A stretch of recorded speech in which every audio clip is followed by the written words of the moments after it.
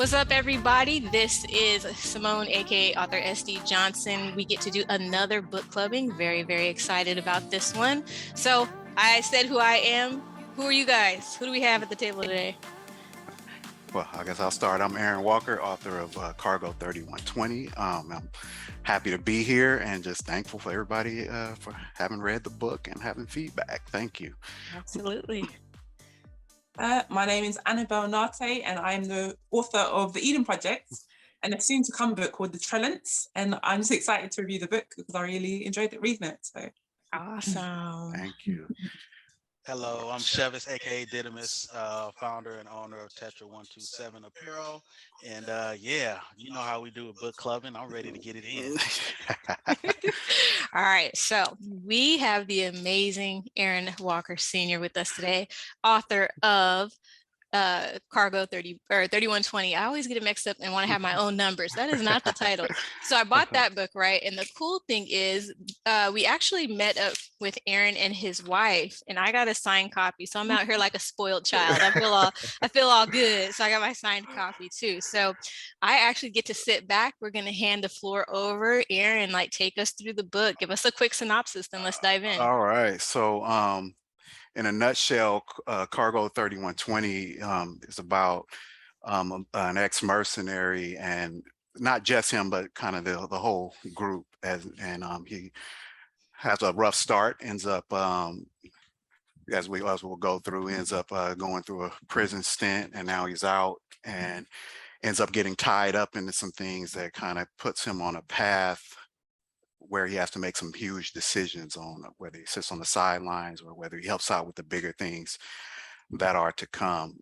So it takes place in the year 3120 in our galaxy, but just kind of an alternate reality kind of world where it's kind of reimagined. So, All right. So it's broken into book is broken into four parts. And I know it's like 51 chapters, so we'll kind of might have to sum a few of them up together.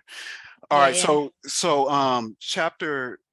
we're starting with chapter one, which first part was just called the Titan Job, which in the original books, in the original format that I had them in as novellas, I didn't have part names, but that was something we added for here. And I think the Titan Job kind of sets up that one inciting incident that kind of propels Marcus on this other path. So in chapter one, we're dealing with them kind of in their past. So now they're younger mercenaries at this point on a big job, and they're heading up to into a place, into a refinery. It's kind of like what we would consider a refinery, but it's a processing facility for ore, for beryllium ore, which is one of the main power sources for planetary terraformers, which maintains the planet's atmospheres on planets that are terraformed. So it's a critical shortage supply. So now there's a black market ore trade, and so they work for a company. Marcus and his team are working for a company that or really an organization that has hired them to come in and steal some of this. So the first chapter just kind of is really just an introduction of the characters, so to speak. That's always the hardest thing I found writing, when you're doing a big series, is the introductions. So we see Marcus and Darren, who are the two best friends, on their way up to a checkpoint. They get into a fight, and they kind of it kind of goes south. Darren's more kind of the silver tongue, trying to talk his way out of stuff. Marcus is like the total opposite. He's more of an action guy. He gives Darren his opportunity to fix it, and he doesn't, And he chose wrong. and it goes south. So really that first chapter is really just that point. The first portion of it is just dealing with getting up to that fight sequence where you kind of get to see their personalities and how they differ. So I don't know if you guys want to give any thoughts or feedback on that portion. Yeah, I was oh, sorry, go ahead. Go ahead. No, I was gonna say it it was giving me Han Solo vibes. Like I'm out here doing my own thing. And of course, you know, he's tied to like the organization, like you said, but Yeah. they have like their own little family hub, and you get to see the dynamics right off the bat between Marcus and Darren. So I like Yeah. that you set that at the forefront. So that way it wasn't like something that we had to discover later, Thank but you. it's an immediate like, oh, these guys got beef, but they love each other. Okay. Yeah. Okay, kind of an uneasy relationship, you know. Yeah. Yeah. It's like there's loyalty there, but there's a little bit of like, oh, Yeah. okay, this dude gets on my nerves. So Yeah. I like that dynamic. Thank you. Anybody else Yeah, want sorry. to? I was Go ahead, gonna say Annabelle. that, yeah, I loved the introduction of the book, but there's a lot of like, you know, things that I hadn't really thought of that you incorporate in there. But just like, you know, you mentioned certain things that were related to the world or to, you know, the technology that they had, which was quite refreshing. And then I think the relationships between the team, I thought that was cool. I like that. Oh, And glad yeah, you like I'll that. wait for the next. I'll wait for the next chapter because I think that's where things go down. But Yep. yeah, Yeah. I like it. Yes. Zev, you want? So I was just gonna jump in and say, so I'm always the type person. So everybody knows I'm like not the biggest reader, but when I do read stuff, I like seeing a lot of description and stuff like that. And then just sometimes I think kind of like what Annabelle was saying, like sometimes different words pop out and like I'm trying to think about the whole scene. I'm thinking about the book cover and where the setting is and everything. And it's like, is this something that you're kind of, I guess, more familiar with, or did you have to do any research to think of like, you know, making sure all these things sounded like, yeah, this actually goes together? Because to me, I'm sitting here like, man, I can actually really see this happening. Like, you know, so like, is that Yeah. something you had to research at all? Or is this something like you have a You know, thank you. Yeah, thank you guys for this feedback. Yeah, it came out of just being a fan of science fiction. You know, we literally watched this stuff from the time we were kids, and so after a while, especially, and I found that after I didn't ever grew out of it. And so we started thinking about these things, and anybody, all of us who are here as writers, you know, this stuff just comes to you. You see it in your head, and then so I'm literally just writing what I see in my head and what I hear as if it was, you know, being played out in front of me. And because this was converted from a screenplay, we're always thinking of everything cinematically. So like if this were to play out on a screen, because I know a lot of some artworks of science fiction I've seen, it kind of gets so out there, it's kind of hard to follow what's going on. So I wanted to try to ground it and make it something. But yeah, it's just one of those things, just having grown up and with this stuff, and we just kind of have fun creating our own version of, you know, of stuff that we had seen. I like it that you mentioned that though, because I think when you do have, you know, the world building of sci-fi, you Mhm. do need that grounding point. So for you to say, you know, we wanted to achieve that, I think you did, because Marcus becomes like the focal point as we're following him through, you know, all the stuff that's to come. So Mhm. you did very well with that. Good Oh, job. thank you. So it gets determined through it. So they have the fight at the checkpoint, and we're just moving forward. So they say have the fight at the checkpoint. Then Marcus goes in to the facility, and then we see Darren as he gets introduced to a little, you know, we get introduced to a side job that he's working with one of his contacts that he referred to as Spectre One, but it's Tommy Lance, who we see later in the book. So they're working a side job to get in good with this secretive organization called the Company, which is just like, you think of the worst wide-reaching shadow organization that got their hooks into everything. This is kind of a debut thing for him and Tommy. They're trying to get in good, and so this was Darren trying to prove himself, but Tommy also, because they're trying to impress his contacts. So, but he tells them, okay, you know, we want you to go after this refined ore, which is another level more expensive than the raw ore, but it's guarded by a rat, which is the autonomous tank. And, you know, he's not having it, but he's one of those people that, you know, he's been in the shadows for so long of not just Marcus, but also his father, because his father is a legendary pirate as well. he sees this as his opportunity to strike out on his own. So despite his better judgment, knowing that he shouldn't be doing this because they're already hitting a place that's close to Earth to begin with, which is already a bad thing. They normally don't operate like that, but so it goes bad. So he just kind of caves in. And then we also have the moments where we introduce the other teams. So we have Sky, which is their computer specialist, and she's also a combat medic who used to work for the Interstellar Guard years ago. And then we have Tony Lyles, who is actually a cyborg. They're a humanoid race, Korean cyborgs, and we'll learn more about them like in books to come. But they're bred for battle. So this is like right up their alley. This whole thing. They're kind of people of few words, but but they're also organic, and they're all they also have emotions and everything like that. So he has a connection to the team. And then you have Jason, who is the pilot, who's the brother of Sky, who he kind of got her into the world, into that world. And then you have Max, who is the weapons. She's like the munitions designer and stuff like that. So she's part of the team, but she's probably the least experienced of the crew. But and this was something big because her being originally from Earth and her background, they were kind of not looking forward to, she wasn't looking forward to doing this op, but knew that they had to do it.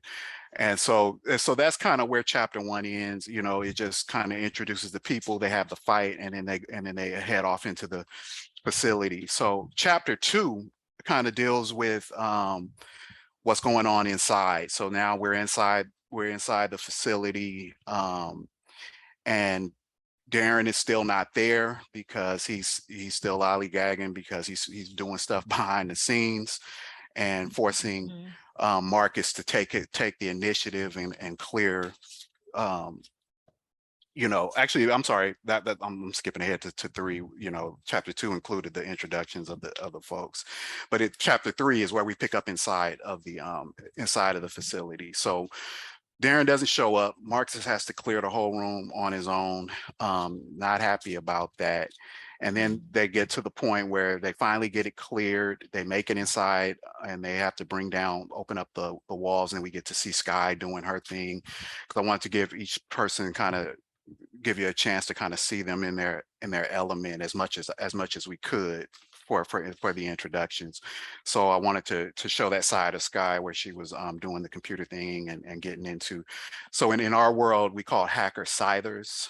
So if you think of a Grim Reaper with a scythe, so they're cutting into the system. They're doing their thing. So she's like the scyther. So she's really, really good at her craft. And she's real close, as you probably picked up, real close to Marcus. But it goes awry. Tommy shows up. Darren shows up late, and the whole crew and everything. And now they have to get into that building, into that room. So they get into the room, and then Darren finally sees their prize. He sees what they're supposed to come and get, the orders that they're supposed to get. But he also sees, okay, here's the other one, and he sees the rat. And he wants to try to convince Marcus to do it, but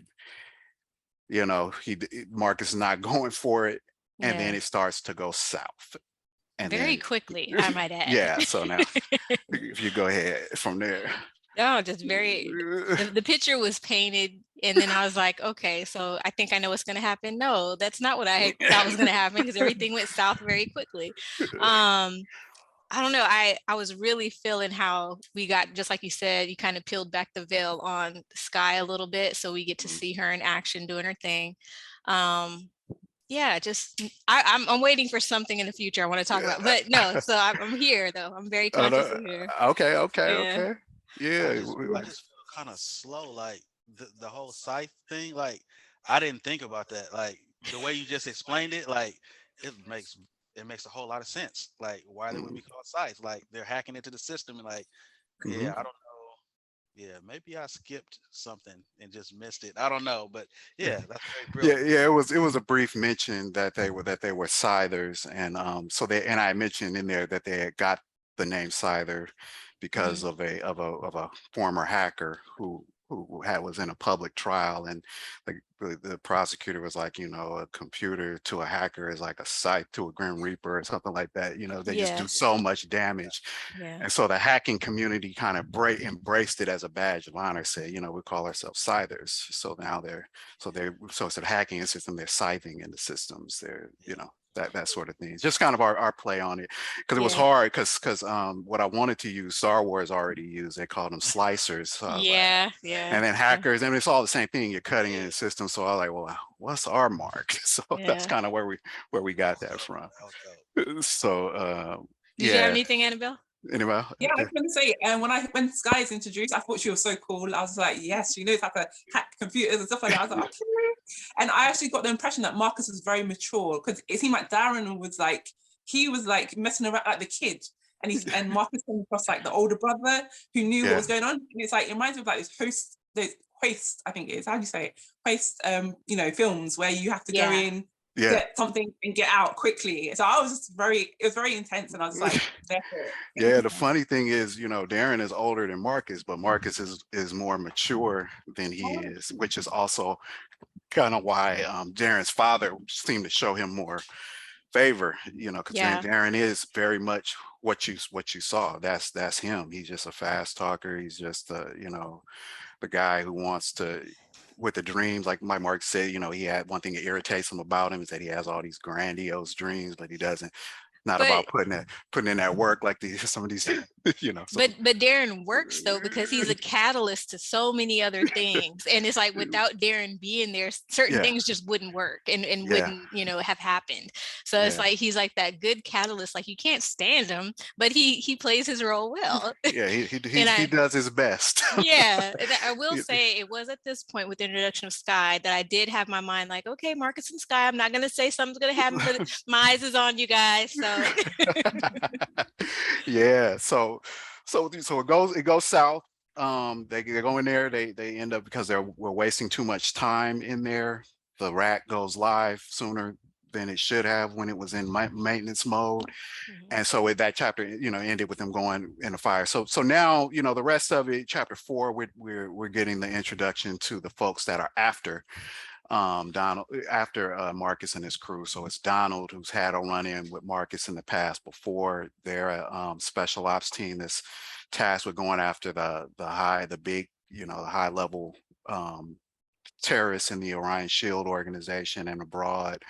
Mhm. So that chapter was just really introducing him and his team, and that they were there. So they use a very low tech means to capture them, just by putting a pressure sensitive thing. So as soon as they disturb the plate, it sent a signal back to them because they kind of expected the trickery that they would be doing to suppress the systems in the place. And so that's when it gets kind of wild. And I'll just really sum up chapter 5 and 6, which ends part 1. So they end up having the big battle and going at it.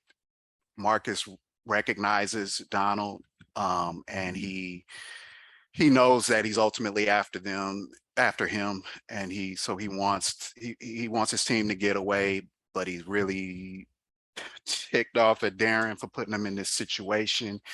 And so he ends up making the tough call to try to kind of cover their escape, but not just to give himself up. He figured, okay, maybe I can stall him enough so I can find my way out and give him the slip, because I've given him the slip before. But it just goes totally a different way. And so the team eventually gets away. They bring Marcus down. They swarm him. Sky is really like, crushed over it. And Mhm. the whole team is devastated because they have been like a family for some years. And to see their boss gone, Jason, who was back at the ship waiting on them, when he tried to go help them out, but then they brought the defenses online and drove him back and all of that. So he had to go nurse the ship and all of that. So they finally had to fall back to a secondary extraction point. And so they get there, and that's when Jason realized, well, what happened to Marcus? Why is he not here? And he's like, oh, it's all bad. Yeah. So that's where it kind of everything changed overnight. So that kind of sums up part one. So any That's good. thoughts? Any thoughts? Good. That was like cliffhanger moment right there. So All right. hop in, Annabelle. You look like you want to say something. Go Hop ahead. in. Yeah, no, I would. I think it's maybe I'm a bit too early. Maybe it's in the next I season. know, but, me like, too. But Yeah, like yeah. I was very impressed by like how it all unfolded. I felt gutted for the team when he got caught. So I was like, okay, we'll see where this is going. But like I think the part that I was like concerned about was, are they going to kill him if they catch him, or what's going to happen to him? So I didn't know at that point, but it was very entertaining. And I'm so happy to hear you guys, had those thoughts going through your mind. Cause when you write this stuff, like we go through it so many times, I know I'm thinking like, man, is this too predictable or whatever? So I'm glad to know that it was working. So anybody else? I purposely tried to not go with the predictability thing. Uh, No relationships for me at this point. I'm like, nope, nothing's gonna happen. This is strictly nope. It's all cool because I'm not about to get tricked like I always get tricked.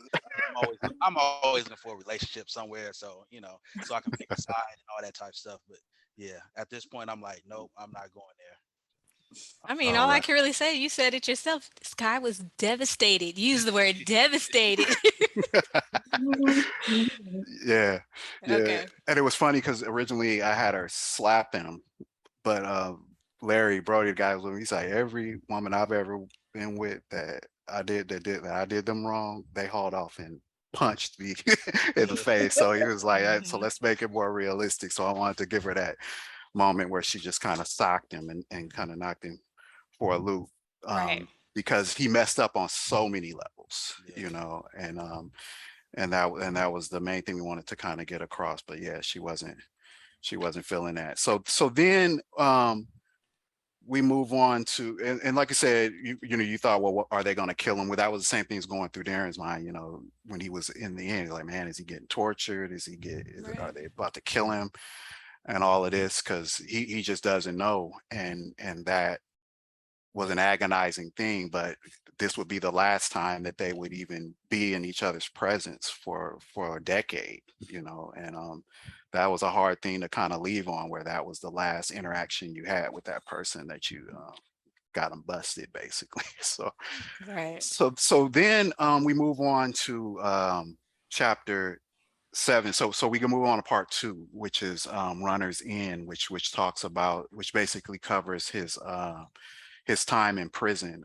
So this originally, the script that I sent you that this was based on, none of this was in the script. This was all backstory stuff. And I had handled the whole prison sequence as a montage that says he went to Oh, prison, nice. he Okay. ended up in stasis, and then he got out so that we can get to chapter 1, because it was just no way to show all of that in a 1-hour pilot. So and originally I wrote it very close to that, and Larry was like, no, we need to go on and take this opportunity to expand it. And it ended up being so big that we had to turn it into its own part. So the first chapter 7 is just kind of deals with him on his way to Earth, and on his way to being interrogated by Donald. So he, after he got shot, he spent some time in the hospital. They brought him to Earth, where he eventually was to stand trial. But the first chapter in part 2, they're just kind of just interrogating him Mhm. and getting more and trying to pin everything that's going on. And so one thing we wanted to do is when you live a life like that, we didn't want to have him like, oh, he gets away and he never pays for his crime. We thought it was important that this dude got caught, and so now he has to deal with the consequences of his life, of the choices that he made, which plays out in some very in a very tough way. So after that, we go into the to the trial. And so the trial ends up going just like you would expect. They nail him pretty much early on. In fact, it starts off, you're guilty of all of, they're basically all these things. I was like, But golly. so, but they were there was some some help that he did, because before he actually went to prison, he spent 2 years on Earth, kind of like as an informant, helping them to try to deal a blow to Orion's shield. And in the end, because they felt that his efforts were significant, the judges, they decided to drastically reduce his sentence, as he would have, end up spending at least almost 40 years or more. And that he would have been probably spending the rest of his life in prison had they really let him, or even executed him had they let him feel full weight. But they felt it was significant, so they knocked it back to that final 8 years, which he was to be served on the penal colony on Mars. So we'll kind of pause right there. So what's your thoughts on the interrogation leading up to the trial?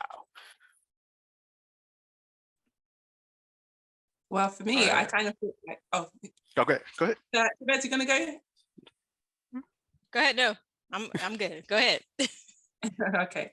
No, I was just saying that that was the part where he got made guilty. I was like, oh, okay, so what's gonna happen to him? I actually, like, from previous chapter, I actually thought they were gonna kill him or something, like, we'll just throw him straight in prison. But the fact that he actually went through a process to like find out whether he was guilty or not was good. And I was surprised that he became an informant, because I would have thought that, because the way that he seems to be, so I wouldn't think that he would want to give out anybody else's situation. But it's interesting. It was interesting. So yeah, he was kind of volunteers to do it, so it's like Right. you really didn't have a choice. Yeah. So you might as well make it easier on yourself type. But that was what started kind of came to our mind. Well, would he do this? But a lot of times we've seen like first 48, once they start throwing that time at you, everybody's gonna be like, what can I do to kind of reduce He went that way. this? Yeah, that way. Right. But I think it's also like one of those situations. Well, the way I looked at it, it wasn't even more of like a like, oh, well, I'm just gonna tell everything just so I can get some time knocked off. Mhm. It was also part of a kind of a slight maturing process. Like, okay, I've been caught. I need to stop with the games. I need to grow up at some point, and maybe this is my wake up call. And if that means that I need to help out, and do a little informing, then I'll do that. But that's just part of my maturity process. Yeah, Obviously, yeah. the time knocked off was great, Yeah, but 'cause you it didn't wasn't the expect main. that. Yeah, but it Yeah. wasn't the main.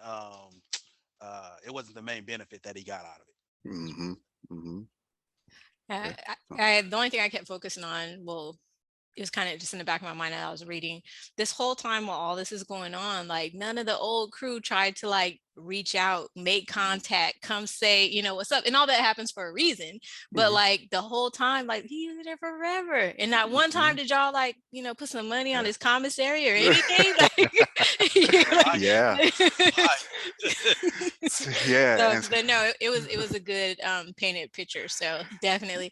So really quick, we're gonna hold right here. I got a quick message for you guys. Don't want to miss it, and then we'll come back for the next part. All right.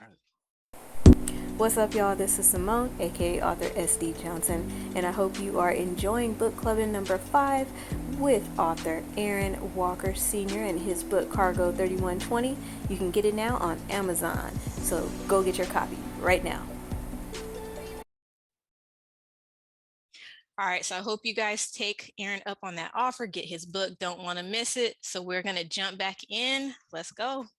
All right.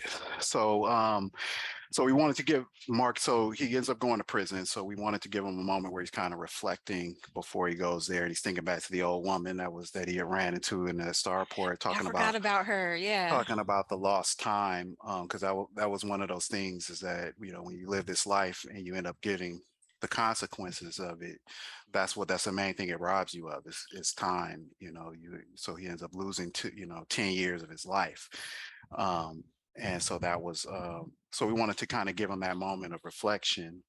So these are all the things that were in his mind leading up to that, even leading up to that interrogation. And like you guys are saying, it's also part of his process, and kind of the growing up is like, this could be very well it for me. So I might as well, start making different different decisions, even though he was kind of withholding information, that wasn't as hurtful to the organization as it could have been. He did give up some info that has repercussions.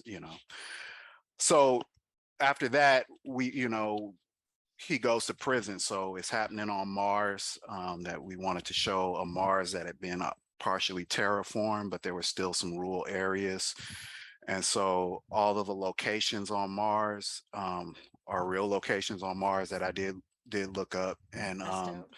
and we ended up saying, well, let's put them out in the Cydonia region because that just looked like no man's land and all of that. So That's dope. so Okay. so so we wanted to kind of show that, but we also wanted to show kind of the power of terraforming, that some of it was actually more Earth-like during that time. But he ends up going to this into this prison, which is probably the most advanced prison there. And we're introduced immediately to the warden, Mr. Ian Trent. And so he immediately giving him a hard time from the start. And from there, Marcus is really starting to see the full weight of it, because it's like, yeah, they only gave me 8 years, but the way this thing has already started off, I don't know if I'm gonna make it 8 minutes. Yeah, he was in there like 60 days in. It's like they just started, and he started off getting beat by the warden and all of that kind of stuff. So and then so he goes in, and now we wanted to show one of the things that was always a footnote in Marcus's backstory of how he actually started turning his life around, was through Charles, who ends up being kind of an advocate for him, but he's really just a caseworker for this reintegration program. So to make sure that he's really got his head on straight before they put him back into society. But he sees something in Marcus in the beginning, like, okay, this guy, he's a tough guy, but he's not as tough as he thinks he is. But there's still something there. So chapter 10 basically covers all of that. That's where we get introduced to Charles, and Charles sees something that's in him. And then we see the other side in chapter 11. In chapter 11, we see the other side of Ian Trent. So you kind of see, because it was important not just create bad guys that were just evil for the sake of being evil. This guy has dreams, he has aspirations. So you see he's running to be the next leader of the Interstellar League. Right. So he's in the middle of a campaign season, and they're already railing accusations about him being financed by a terrorist organization, which you immediately find out is true. And it's part of the reason why he gave Marcus a tough thing, because you when you inform, there's that stuff gets back to people. And so this got back to Terry Winters, who's the head of that organization that he worked for. So he's like, yeah, it's not enough to give him that warm welcome. We want you to finish the job. And so you kind of get the feeling to see where no matter how high you up in the pecking order, there's always somebody who's a little bit more bad over you. And so then we get to introduce him, and I got with Ian Trent. So he's an ugly guy, but he's trying, in his mind, he has a reason for what he's doing. So I guess before I keep rattling off chapters, you guys want to No, give me you're good. comment on them? No, you're good. Okay. I appreciated being able to see the character, and this is where it felt like, okay, I can see the scene switches. So now it does feel like I'm actually watching something on scene, because you're getting like those little cuts and insights into other characters that ultimately help shape Marcus in his journey. So like, again, Ian is like, I said his name right? Ian. Yeah, Ian. I don't know. In my head, I was going to say Evan, so I'm glad I said Ian. Yeah, Ian. So he's kind of like Darren, another catalyst that is going to, take Marcus to the next place. So Yeah. I think it's awesome to see how, even though this is kind of like a futuristic, otherworldly type setting, it's still realistic. Even the whole politics side of things, and ultimately the people who are in office are controlled by the people who put money in their pockets. It's kind of that same thing. Like, I promise y'all, I'm not doing nothing bad. Meanwhile, you go to the back room and they like, look, this is what we need to be happening. You in office because we put you in office, so you do what we tell you to do. One of those type things. So it's just so realistic. Even though it's still like otherworldly and like futuristic and stuff, it's still like, no, this is reality. Like, we see these things in our everyday life. Yeah, I'm glad you caught that. Annabelle, do you want to say anything? Yeah, I just thought that the way that character development part of Marcus was just genius, because I really got to feel for him. You get into his, like, you get to see his mindset. Like, he's very, because those situations are very terrible situations to be in, but like, you don't see him buckle. You see him, he's like very resilient, and you can just tell that he's got a very Yeah, strong mind. Yeah. yeah, And the yeah. Ian guy, I just liked him from the beginning. So Yeah, yeah, and that's the thing is that we wanted to also keep it grounded, that is, and that was one of the things that Marcus was thinking when he was on his way to Earth. He said like mankind is still a warmongering race that it's always been. So yeah, we may be, over 1,000 years into the future, but there are still some core things about man that just don't change, and so a lot of them are still driven by that. We didn't want to have a super pristine world like Star Trek where mankind has ascended and we're not into the money thing and all of that, because as technology and stuff takes off, there's always going to be people that want to exploit it, and there's going to be people. So yeah, there are some things that's gotten better for humans overall, but then there's still a lot of the hangups that mankind has that are still there that we were trying to portray to make it still feel real. Um, so so now he's back. He's in prison now, and he ends up having his first interaction eventually. Let me see here. Let me see which chapters. Okay, so he gets introduced to his, he's in his prison element now, looking like that, he's seeing as he's walking to prison how they do things around there. You got a prisoner trying to run, and then they got these support drones that basically gun him down, and all that's kind of, because that's just one of the rules that they have in that prison. It was very Squid Games in there. Yeah, yeah. it's yeah, so he kind of does his own thing in that prison. Is Ian supposed to run his prison like that? No, but that's the way he rolls.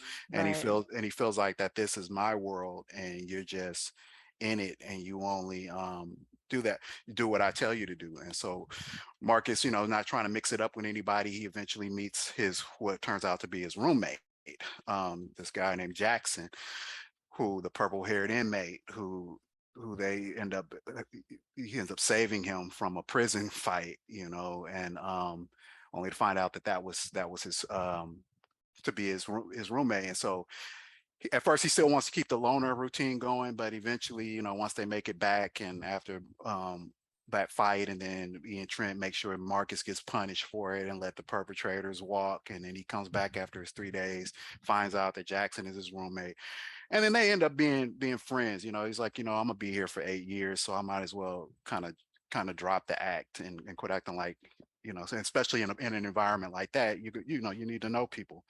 So they become friends, and then we go into the point where we kind of get into Marcus's kind of background, where he has his first meeting with Charles, and Charles starts trying to dig into his background, and asking him, well, what happened, tell me about your family. And he's like, well, my crew is my family, but now tell me about your biological family. And then that's where you kind of start to see, okay, well, yeah, it's more to Marcus than just the crew that he gravitated to. Basically, he was a rebellious teen that ran away. He's Yeah. just, that's just his story. We've seen that before with people, and he gravitated to the wrong people. But in doing that, he kind of alienated family. And in this case here, he hadn't talked to his sister in a long time, and he has a niece who's ailing and who's going through things, and he has so now that's when Charles kind of realizes, well, maybe there is something that we can use as a catalyst to bring. Because as I'm writing Charles, I'm thinking about, like, how would I counsel this dude? Right. So we got to find something that means something to him. And he said, okay, I think I found a catalyst that might be able to bring you back. And so that's kind of the plan that he kind of starts to work on. And before I move on to summarize the next ones, did you guys want to comment on that portion? hmm I just say we need more rehabilitation processes in our own world like this. Just individuals go in and then they want to get out. We always look at reentry programs and stuff, and it's so focused on. But when people get out of prison, what's available for them versus when they're actually in prison, providing them, counseling and therapy and different programs and stuff like that to where they can be prepared to get out and then get into some other programs instead of getting out and it's like, well, I'm just out because my time is up, not because I've truly been what we call rehabilitated. So I think this it's great to kind of see that aspect within this story and just think about like, man, what would happen if our prisons really did stuff like that? Yeah, and I think for me, I was so grateful when Charles came into the picture because I feel like he saved his life. I think if it wasn't for Charles, Mhm. he may not have been able to endure the pressures of prison. And like I think, and it was interesting when you see him fight for, I think Jackson, when Jackson gets attacked and he gets in there and he fights, I was like, oh wow, okay, that's the first time I see him make a decision to do something for someone else. Like that was, Mhm. yeah. So it was, I think it built my affection towards him like, as a character. Yeah. But also you can see the challenges that he's very strong. You can tell he's a very strong man, but like that kind of environment. Also, I want to say the technology is really scary. All of the stuff that that technology is so scary. I was like, I would hate to be in a prison Yeah. I don't think Yeah. I'd want to be there either. For sure, for sure. Yeah, like I said, very, very Squid Games in there. You can't make a wrong move or you're gone.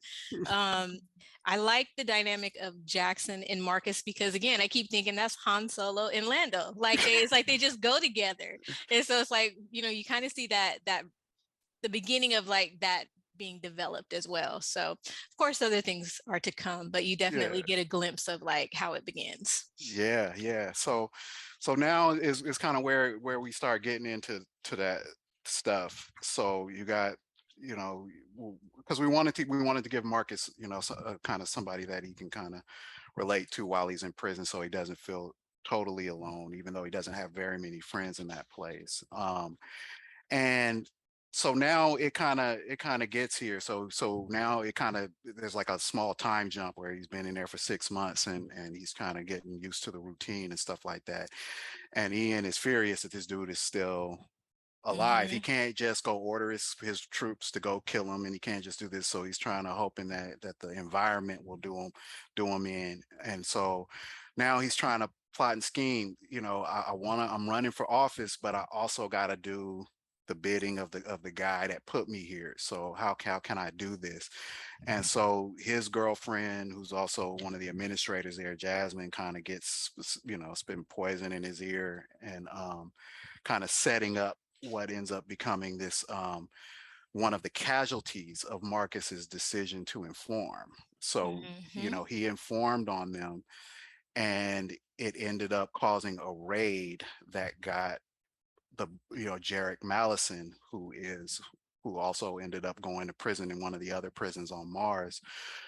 Out of all of that, his brother got killed in that. And so Jasmine is kind of spitting into his ear about, well, yeah, we know he's ultimately Jarek's beef is with Donald, who put him there, who shot his brother. But since he can't get to him, what about the guy that set it all in motion Yeah. to end it up getting? So she's just manipulating him, and he just can't see past it because he's just so caught up and just the madness is just kind of catching up with him. So she kind of sets these things in motion because she's power hungry herself and she wants to see him get power so that she can eventually make her moves, and so she has a very much incentive to see him do this. So she was like, well, you messing this up. He already been here 6 months. So let me tell you, this is how we get him.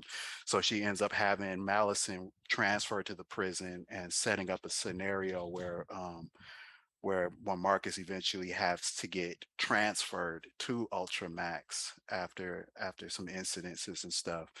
Um, so now he's in Ultramax, and then that's when things kind of start really going bad. Can I just say how So much we'll I go dislike ahead. Jasmine? Like Yeah. she's one of those characters like you love to hate her. She's very Days of Our Lives. Like why would Mhm. you're I don't know, just being underhanded and conniving. And Yeah. yeah, I mean, she built the tension and the progression in the plot, but like, Mm. ooh, Yeah, and yeah, I'm glad you feel that way about her because yeah, yeah. she's not a good person. She Mm-mm. has a natural lust for power. So when you get around And other people who have power, you want to do whatever you can to kind of get yourself. it's not even really about Ian for her at all. Yeah. It's literally about position and power. So it's just kind of like, girl, go ahead on. Yeah. Yeah. Yeah, Well. we all know Jasmine's in our lives. You know, they go pride and pull, and slither their way into certain situations. Hmm. What they say, throw the rock and then hide your hand. You know what I'm Hmm. saying? Act like, oh, I don't know nothing about this. Like, but they're setting up stuff Yeah. slowly but surely, just so they can take advantage of it at the end. So Hmm. Yeah. Yeah. Yeah, yeah. So she sets it all in motion. And anybody else where we cool? Okay. Oh no, I was gonna say that Uh, it seems like she has more of the power mhm. than Yep. him himself. Like she has the knowledge, the mindset to like achieve certain things that he may be but falling behind her in. But yeah, Yeah. so but I didn't like her at all. I didn't like her at Yeah. all either. Very Yeah. much a puppet master is what Conniving. she seemed Yeah, like. yeah, Yes, Yeah. and exactly. when we as guys get with somebody like that, all we see is just the package in front of us, and then our brains get checked in at the door, and yeah, like Jezebel, and just like, hey, this is what you really need to be doing because he's a puppet, and not Hmm. just with her, but even with Yep. and but he likes to think of himself as more than a puppet, but he's really just a puppet. So they end up having, she ends up setting up that meeting. Then they have the meeting with Jarek, and then so eventually, Ian sets that whole thing in motion when he has the meeting with Jarek Mallison, who's really still mad, and he knows that this dude is a a shiesty, and he doesn't want, like whatever. Hmm. But when he finds out the role Marcus plays, it's like at that point he just wants revenge. He doesn't care what happens. He still knows that Ian is playing him and using him, but at that point he doesn't care. It's like, I got to get my vengeance on somebody. So let's get this guy. Yeah. And so they end up setting it in motion. He gets up getting transferred in there, and eventually, you know, Jarek is kind of a tactician, so he's kind of using. So I researched how Komodo dragons fight, how they end up biting at the heel of an enemy, and then they just wait over time and let the poison wear them down, and then they come in and they swarm in. So he kind of used that, that Komodo doctrine, and just said, okay, we're gonna wear this dude down. So they isolated him, got him away from his meetings with Charles, and they, and really just kind of wore him down. So that by the time he and Marcus and Jared actually met, Marcus was already like, I'm 2 seconds from knocking the first person out that come here, and then here he comes talking about you got somebody killed, Hmm. that was close to me, and so they end up almost going at it right there, and all of that. But it ends up getting stopped by Charles, who finally was able to make it, to get through all of the red tape and everything, and was able to come in there and shut that fight down before before they ended up killing each other.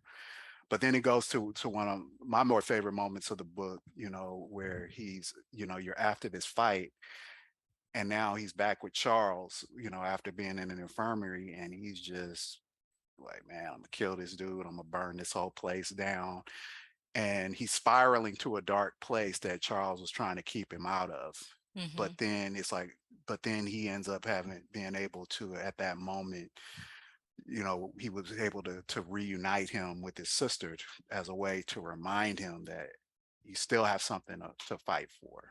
you know and I guess that's a good point to pause there. So if you guys want to give any thoughts on that. yeah, I think the last thing you just said really hit the nail on the head. A lot of times people allow their emotions to control them, and they need something to kind of reel them back in or rein them back in. And so when you can talk to somebody about their loved ones, about their spouse, their kids, whatever it is, maybe even a career, just trying to bring them back in, or like, look, don't make these rash decisions that are gonna destroy everything that you're trying to make it back to. Like you already messed up. Like, don't just end it all. Like, you've been given like a second chance, basically. And so don't destroy that second chance by allowing your emotions to control you. Exactly. Anybody else? So, I was just thinking, oh, sorry. You no, go go ahead, ahead. Go ahead, Annabelle. Okay. I was just thinking, like, because it does say that his relationship with his sister wasn't good. So, he had this mentality that the team were his family, and so I think it was perfect the way that it made it like his realization that actually no, the relationship I have with family, like his sister and his niece, was important, and like he, in a sense, he wanted to live for them. So I thought that was quite poetic. Yeah. Mm-hmm. Yeah. And I was just gonna say my sensitive soul was touched. Mm. It's just giving him a reality check. Like, let's focus on the bigger picture. The bigger picture is getting out of here and that, reunion that you don't realize that you need. Because again, like his thoughts are everywhere else but them. And so, Charles is able to give him that sense of like a focal point almost to everything else that's going on. So it was a very touching scene. Good job writing that one out. We lost your are you muted? Oops, sorry. I do the same thing. I keep Yeah. making sure that Yeah. I didn't want to make sure it wasn't causing no echo. Okay. yeah. So and that was what kind of what we were going for is and I wanted to show him breaking down when he saw his sister too, because we're not so it's good. We're guy, yeah, we like to be the big tough guy and act like we don't have any emotions, but we have emotions too. And that was a moment that kind of was like, wow, I gotta do this. And then then he finds out that he has a niece that's battling illness and is really sick, and it's like, okay, I can't let them do this to me. So he has that moment, and he does everything he can to avoid Jarek at that point, but eventually it was inevitable that the clash was going to happen. So we just kind of wanted to have it be this moment where this guy is like, he doesn't care that he's that Ian will probably have him killed after he kills Marcus, to show that he's tying up loose ends. He's like, I don't care, you killed my brother, it's on. And Marcus tries to stop it, but eventually they end up having to do it. And so I try my best to kind of get that particular fight as vivid as I could, and just showing that back and forth where they're just really just both letting out their frustrations and everything with every punch, and just crushing punches and everything that they do. But eventually Marcus ends up besting him, and then he has another decision. Do I feed into that anger, or do I go on and kill this dude? Mm-hmm. Because if I don't, they're going to keep coming for me, and it would have been so easy to kind of let out that to be the ultimate outlet of his frustrations. But ultimately, much to Ian's dismay, he decides, nah, I'm not gonna go out like that. So he decides just to instead paralyze him instead of Mm-hmm. instead of killing him. And Ian is not happy about that, so he ends up like, that's another loose end I got to deal with, and everything is just going bad. And so, but he uses that fight as a catalyst to hatch the next layer of his plan. Right. That Jasmine, here comes Jasmine again. Well, what about Noctis Labyrinthus? And then she's like, okay, let's do that. Now, in the novellas, that's where we ended it, and the rest of it happened in the next part. But Okay. we were able to bring it all back, because it's like the original spot where what came next, his experience there. And so what we wanted to do there is show another level of, like, you thought Runner's End was bad, look at Camp Noctis. They out in the middle of nowhere. Like, you can run if you want to, but Go ahead. Right. Try if you you want go, to, but but you're gonna end up. So we want to just paint a very grim place. It's like, wow, I think yeah, going into the transition into the next part, I just was like, he cannot win. He's trying. yeah. He's finally trying to do what he can to get Hmm. in a different direction, and he can't win because Yeah, now look yeah, where we are. yeah. We wanted to pile it on him, to Golly. see how much he could take. Go ahead. Talk about trying to break a man. I'm like, goodness. Yeah, go ahead. Was somebody gonna say something? Well, no, I was just thinking like, man, I mean, it's life though. Like sometimes you make one bad decision and it leads into a Mhm. whole lot of trying to fix stuff. And even Mhm. when you try to fix stuff, some things still go awry, and you like, Yeah. damn, I'm trying to fix stuff. I'm trying to do the right thing, and Yeah. you get put between a rock and a hard place. Like, cause yeah, I can take this dude out and I'm done, or I cannot take him out, and then they go still keep trying to get to me. Let me go with the middle. I'm gonna go in the middle and just paralyze him. But then Mhm. now you got other people mad at you, like that ain't what you were supposed to been doing. Like, Mhm. and at the Yeah. same time, they still got homies. So I mean, it's like so many things have to go through your head, and it's like Yeah. all because of the dumb mistakes that I made in the past. Now I'm forced to make choices that I don't even want to have to make. And And here comes Exactly. Jasmine. yes, Here comes Jasmine with a whole nother layer of nonsense she want to pile on it. So, did you want to say anything, Annabelle? Or No, no, no. I think they covered practically what I was doing about okay. that. All right. Well, let's roll. So we pick it up. So he ends up going to Noctis. Surprisingly, he doesn't have any more assassination attempts. It's just more of kind of to survive the environment. Mhm. But eventually, he's getting close to the end of his sentence, and he's there, and he's. But now I'm sick of this place, and I almost want to go back to Runner's End. So was this also based on like another like real location? I mean, Yes. this was dreary. So I'm like, So this is for yeah. real? So if you ever look at a picture of Mars, there's this big crater that you can see that almost looks like a scar across Mars. That's the Valles Marineris Canyon. And at the end, there is this like maze-like things that almost look like tic-tac-toe at the end of it, on the western end of it, that they call Noctis Labyrinthus, which is the labyrinth of the night. And so those were also locations that were and then I was just trying to use my imagination of what it would be like to I'm stand about in a to get place a like whole space education right now. That's so dope. so yeah so that those are locations that are on Mars as well. And Okay. so they're down in Canyon trying to get stuff, and then they have the monster attack, and then he gets reunited with Jackson, surprisingly. But it's all Ian and them pulling strings to to give them an excuse for what comes next. And so yeah, he could have had them killed while they were while when they Mhm. attacked him from behind, but he didn't want to. For him, in Ian's mind, that's still going to cause too much suspicion. So it's better for me to get him in stasis. Then we can say, okay, well, somebody tripped over the plug and this dude's thing went offline and he just died, Yeah.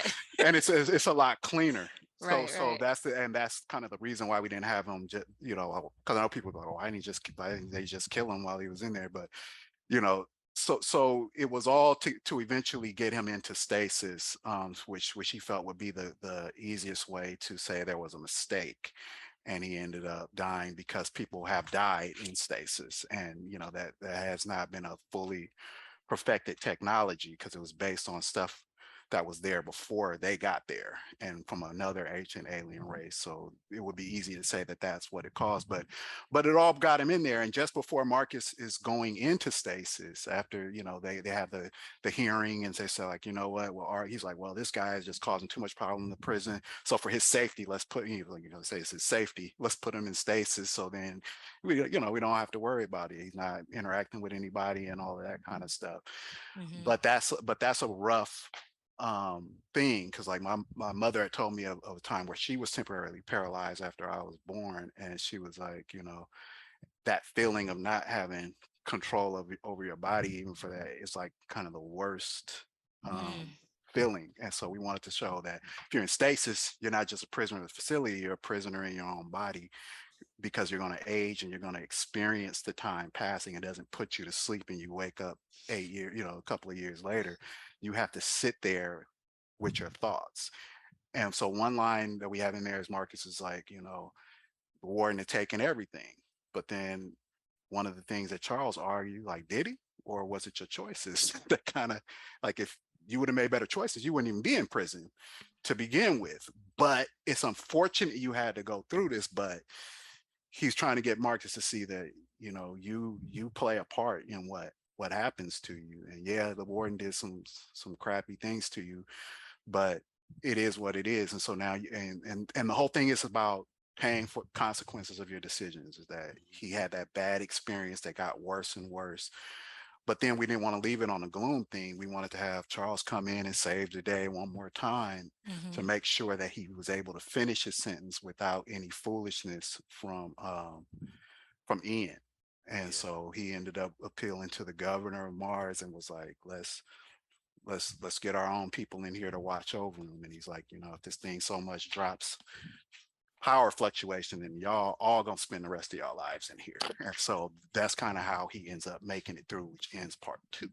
Yeah. That oh, what you saying something? Right. Oh, that kind of reminded me of Queen Sugar when what's his name, Hollywood was talking with Ralph Angel about the decision. Ralph Angel was like, well, but he did this, that, and the other, and Hollywood's like, nah, bro, you made this bad decision, and now you don't put us all in a bind, and now we all got to pay for this. So let this go on and just put it behind you. And then the sisters, they came to bat for him, and you know it reminded me of a similar type situation of somebody actually having to step up and not being a yes man and everything, and somebody really had to be like, no, you made some bad decisions, deal with it, suck it up. It's unfortunate, of course, that this is happening, but you made some bad decisions in the past, and now you kind of reaping what you sow. You just got to live with it and deal with it and move on. Now I was Yeah. gonna say, every time you said the word stasis and he's describing like the physical, I'm like, see Han Solo when he was stuck in that dry ice. He was there for a minute, but no. Again, I think Charles brings such a emotional element to the action and to the impact that the story has on that level, and then you get to have this softer side, and I think it really pulls the vulnerability out of Marcus that he just doesn't want to look at within himself. And so Mhm. I love that Charles has that effect on him, and that he actually listens. He kind of somewhat minds him, as he's saying these things. So Mhm. Yeah. Yeah, I was thinking about him being in stasis. Like, if it was me, I probably would have gone mad. So just exactly. how he managed to survive that, I don't know. But yeah, Yeah. Yeah, especially for the length of time he was there. He was there yeah. for a couple of years. So Right.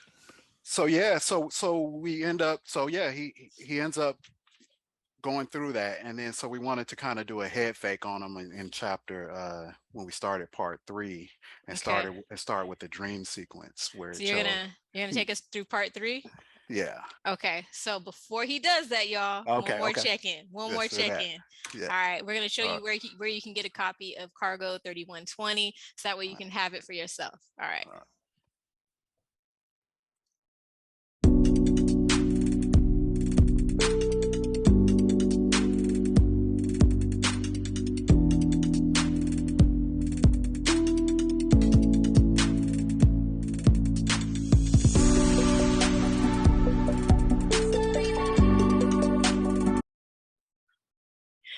I love our behind the scenes conversations. You guys don't know what we be talking about back here. It's cool, but we are back and we're ready for part 3. This is where the stuff hits the fan as far as I'm concerned. So let's Yes. go. So this is where it all happens. So we start off with the head fake. So we want to when I had my mom read this, she was like, "What? You killing Marcus off?"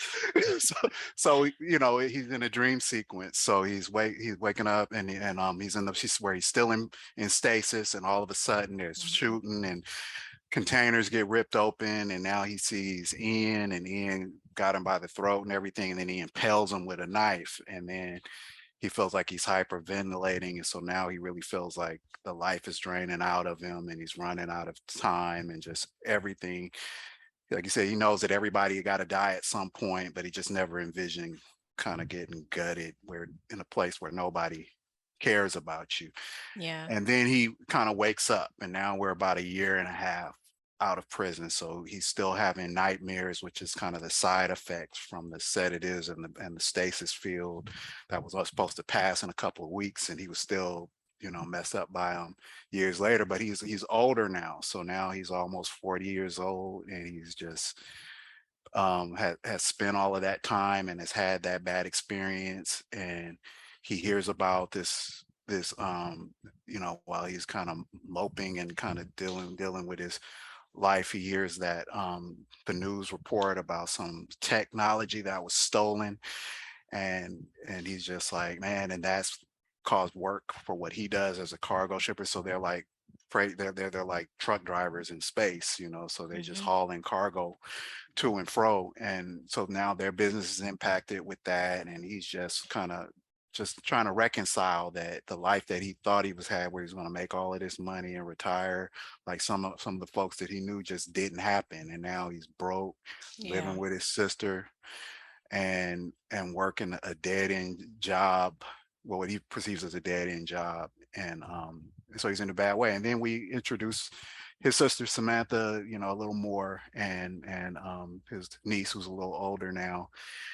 She's like 17 years old now, and she's excited, you know, that because they have an upcoming trip to Earth and everything like that. And then he kind of gets into it with his sister, just kind of blaming everything on their dad, who has passed away, and they're kind of taking over the cargo shipping business that his family had started. And the sister and him are going. I try to imagine like interactions, like how that argument would play out if I said that to my older sister. So she kind of checks him and was like, nah, you know, no, you know, you gotta be grateful for what you have. It's people, they're in an economic time where it's so tough for humans because they're new on the galactic scene, that a lot of them have to sell themselves as like either like indentured servants to just pay for that. It's like, we at least have a family business. We may not be making much, but you know, we're getting by.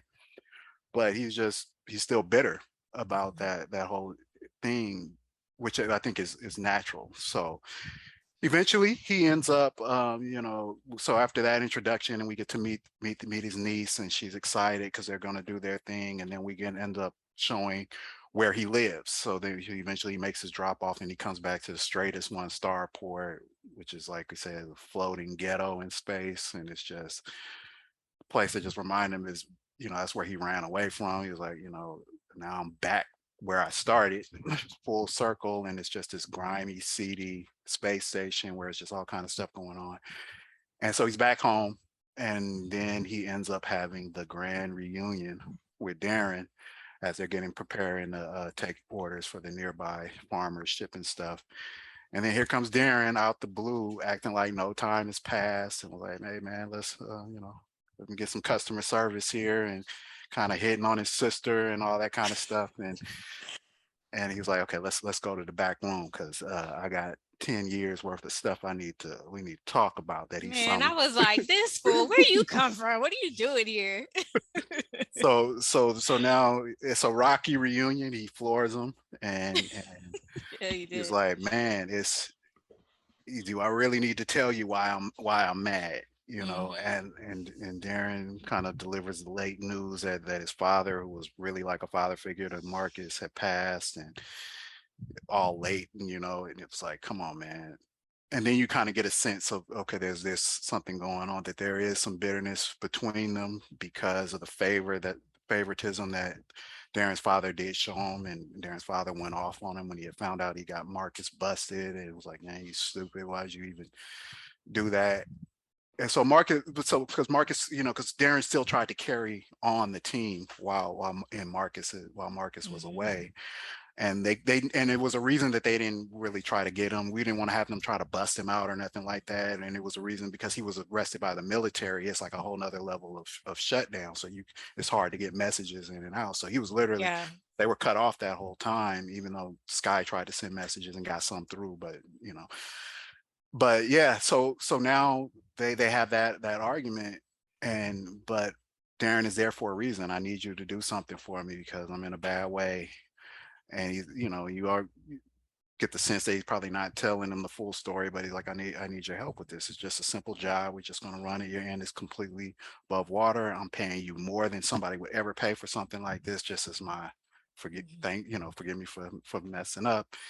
Let's do it. And he used Marcus's situation to say, hey man, y'all about to be out of business in a minute. So See, and that's like, you can't really trust them. Like, dude, like now you're just being conniving and playing on people's emotions and stuff like that. Like, and I'm still waiting for I am so sorry for doing what I did to you and getting you caught up. But you don't hear that. You hear, hey man, I got a job for you, man. Like, we don't want to hear all that. So again, just Darren is he's over there with Jasmine in my book. That's good. That's good. He should be at this point. Hmm. Anybody else? Probably one of them guys who like you grew up your whole life thinking like y'all really boys, and then you find out how much of a snake they've always been. Like, but you older, you're an adult now, and it's like, how did I not realize that this person was never on my team? Like, and then you start going back in the Rolodex and start thinking like, I remember this thing happened. Dang, yep. I remember this happened. Like, how did I never see these red flags and stuff? And I think it's all just because of the maturity process. At that time Marcus wasn't mature enough to understand that, and now as he is, it's kind of like, man, like I really allowed this person in my life this whole time, and just now I'm realizing that this person was never on my team. Yeah, it's about the people we connected to, Yep. the ties, you know. Go ahead, Annabelle. Do you want to Yeah, say no, I agree. I agree with what's been said. Like for me, like Darren's too reckless. I wouldn't trust him. Like I wouldn't trust him at all. something? So, and I think they get into a fight, isn't it, when they first Hmm. meet? So, Yeah, Yeah. and I would have felt the same way. I would have been. It would have been, fists and yeah, but yeah, yeah, Yeah. yeah. but He knocked him Same. over and put a gun to yeah, his head. Was ready to to do, Yeah. but he saw something in Darren. But this is that part of Marcus where, as much as he wants to be that other guy, there's still a part of him that, deep down, this is not you. You ain't gonna sit here and pull the trigger on this guy. And he could see Darren was already messed up, and whatever he had been going through. And then what I want to try to convey is that he doesn't trust him at the end of the day. But my necessity, then my needs say that I gotta take you up on this, because when he slides on that thing saying this is what I'm paying out, he's like, I gotta do it. Hmm. Even though under any other circumstances, he wouldn't have. He would just like, okay, Right. now you can leave, and that would have been it. But it's like, what do we do when we have needs? And then sometimes, what are we willing to put up with? What are we willing to overlook? And so he ends up overlooking quite a bit, to as a result. Yeah, he did. So now, so from there, then we get a sense of what's going on the political side. So what's happened is there was a theft of some experimental technology which was supposed to solve the energy crisis. There was a scientific mandate put out to all of the member races of the consortium to say, we're going to collectively work to solve this thing that's plaguing all of us. We all have planets that are terraformed, that are on the verge of collapse. And so it was the humans, even though the Lyrians are the big boys on the block, it was humans that actually were the ones that came up with the solution that their greatest minds couldn't. Mhm. So what chapter are you on? Because coming up, there's something that I wanted to talk about. So Okay. I'm just trying to follow Okay. you. So I'm on chapter 24. Okay. 24. So this is where we introduce the president and stuff like Yeah, that, and that's right.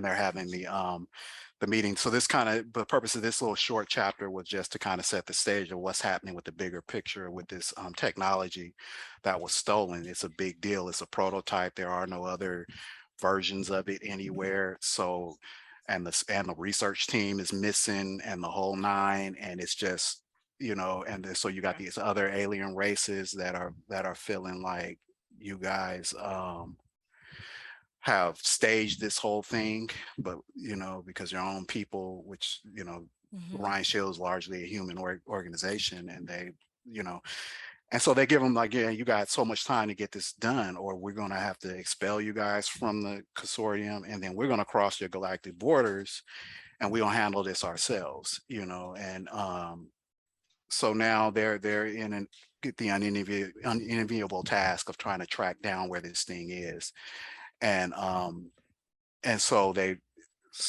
finally, so that was kind of the issue that was going on. So we just wanted to kind of just show what was happening there. um and then we're kind of leading up to chapter 25. He's back, and I'm kind of condensing a Yeah. lot of this stuff together.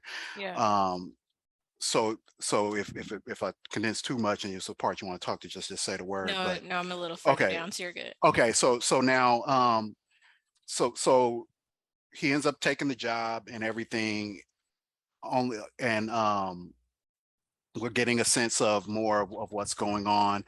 And the president, and Donald and his superior officers, they have a team that's been tracking this technology that was stolen, and they've narrowed down where it is. And they were like, okay, well, I think we finally found the safe house. And so he's like, well, where is it at? Well, it's on this planet called Protoss 4.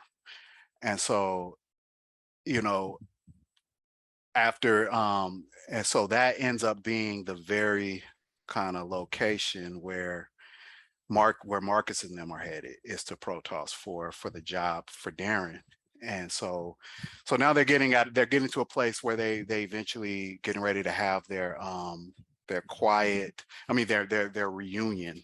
We're coming up to the reunion, so we're getting closer to chapter 30 now. So I'm just kind of condensing it all. So now we know what they're after, the technology that was stolen, and now we're at a point where they're getting ready to where we cut back to Marcus and them, and they're getting ready to actually go on this mission that Darren has hired him for, to be the cargo pilot for this mission.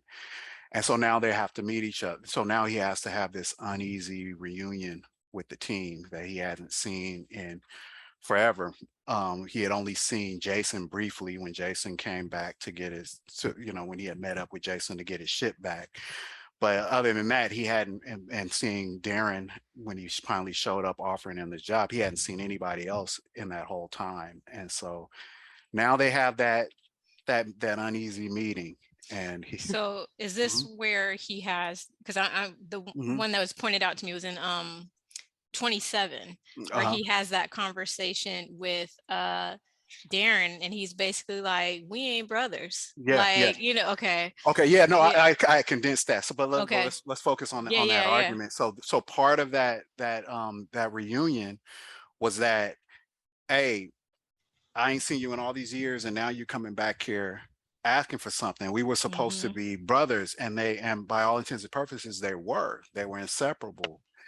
But and he's trying to apologize, and this is tied into that thing, like I said, after he floored him and all of that, and so now they're feeling like, okay, well, what we had is not what it used to be, and so it's like, well, this is just, now we just business. So you want to hire me to do this, we just gonna keep it business. But after this, like Darren said, after this, you don't ever have to see my face again, after this. So it was something you wanted to comment on that? Well, just how he began to revert back to his harder exterior.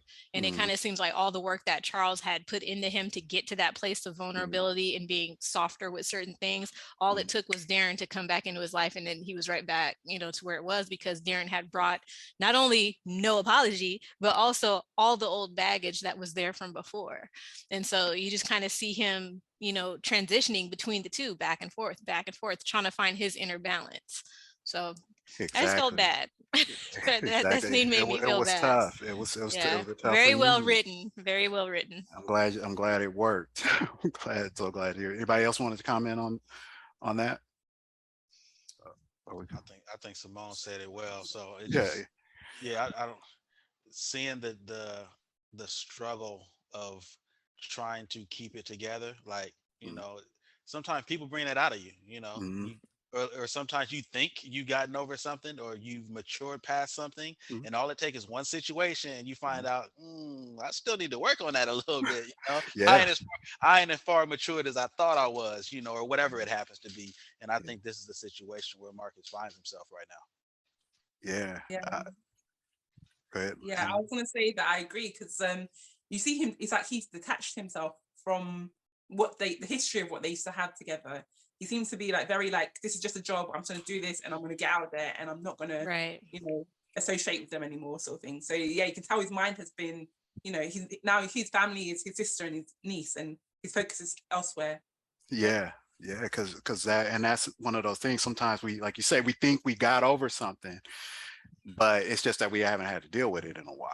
And sometimes we confuse the fact that we haven't had to deal with something in a while as I've gotten over it. But then all it takes is just that one thing to trigger, and seeing Darren just kind of triggered him and almost got into that to that place again. And yeah, and so now he's kind of having that struggle, like you guys are saying, it's just this, I want to be better, but he feels like, you know what, I can't live in both worlds. So I'm gonna keep it business with you, and I'm just gonna concentrate on my family. And that's kind of the way he tries to kind of reconcile it. Yeah.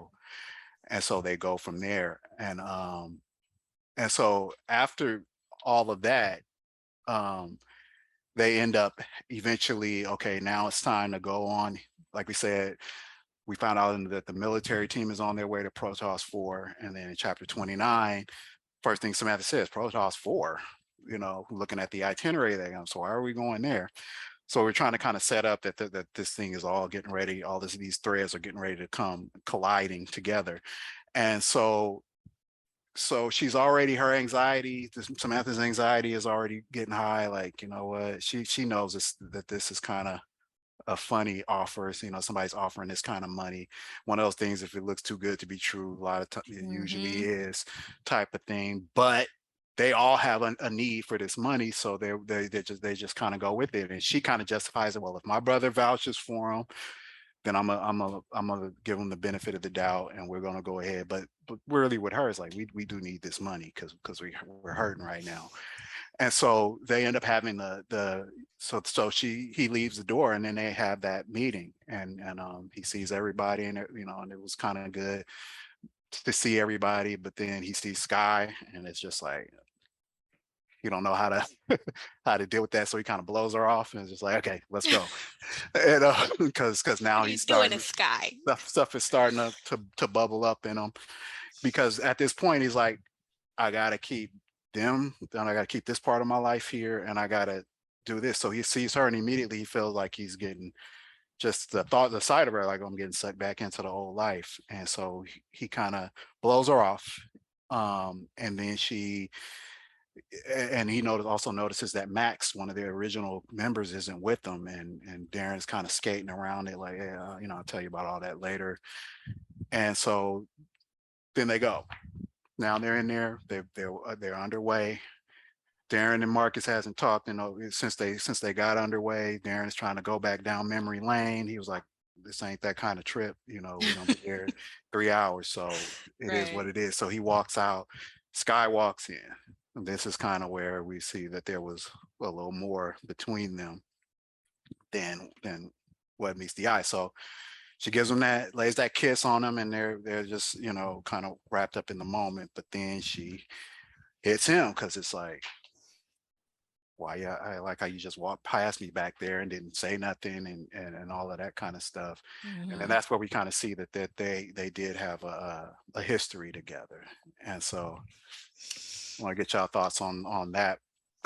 I had to wait for more than a half of the book to get that kiss. Yeah. No, it was good. I liked it. Good setup. And then that slow burn you were able to create, because to be quite honest, after everything that Marcus went through, the last thing he probably was thinking about was her. So then to see her, he probably just had that rush of like, oh, there she is. And so, I don't know, be all awkward and wouldn't know how to deal with myself either. So I probably would have got slapped too. I don't know. Yeah. And go ahead. Anybody else want to comment on that? I was just thinking that he probably would have to not think about her in order to survive. I feel like, because that would have been tough, having feelings for somebody and not being able to be next to them. And also now they're associated with the team, which he's trying to distance himself from. So I can understand it, and I see why he tried to separate the two. So. Yeah, and that was the main thing, is that, and she had brought it up here, but it was a little line that was when he was in prison, that she actually sent him messages, but he didn't respond to any of them. And she was like, I even sent you messages while you were on the inside. And he was like, I got your messages. And she was like, wow, not one response like that. And so, but also it was like what you were saying, Annabelle. It's like, I gotta, I'm already fighting that I gotta change my life, and these people are part of my past, so I gotta leave them all in my past, and I just gotta focus on what I gotta do to get out of this situation that I'm in. And it's one of those cases, like we said, even with earlier, is that I haven't really thought about her. He's thought about his team, but not like that in all this time. And then all of a sudden, triggers. So like, oh my goodness, we're right back, we're right back where I was. But she was like, but she didn't want to do the Titan job. She was like, we had enough money. We could have walked, and we said that we were gonna, that this was it. But he was still immature at the time. He was like, man, just one more job. But like he admitted to her, I was young, I was stupid, but I wasn't ready to give it up. And we think we have all the time in the world, and we think that there's never any consequences to our actions or anything. And we dipped in that well one too many times, and you never know when it's going to be that last time. And so he never had a chance to even close this chapter of her life. And now, at a time where he thought he'd never see them again because it had been so long, and he had decided already that I'm going to just concentrate on my family. And now here they come. Now that I'm back with them, and Han and Leia, just saying, Han and Leia. and so now they're back at it. And so then we start to, in chapter 31 and all that, we start to see that there's kind of more to this trip than meets the eye. So everybody's in in the dark corner of the cargo bay, kind of going over the mission parameters. And so then you got the new guy who's take Max's place, who's like, man, come on now, y'all messed this job up, and now I'm here with y'all, and we gonna do this. And what about Marcus? Does he even know why we're really here? And Marcus, all the while, he's seeing all these red flags. He sees them walking around in combat uniforms. He see a duffel bag, and he almost knows that there's got to be weapons and all that stuff. But he's overlooking all these discrepancies. Like, well, maybe they're doing security for, just kind of whatever. And it was also at this point to where I was in my head, like, why is he not asking the questions that need to be asked? He's just kind of rolling with it. So what is it that's making him just like not? There you go. Never mind. There you go. because that was one of the lines we put in there. He was willing to overlook some discrepancies, but I did wanted to point out that he noticed these things.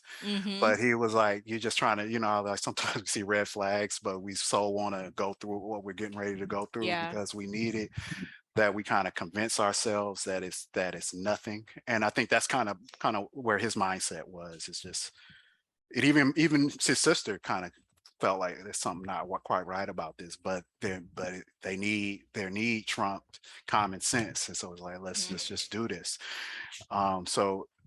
But part of the reason I think why Marcus ended up sneaking up on him to kind of listen in on what's going on, because this stuff is going through his mind, right?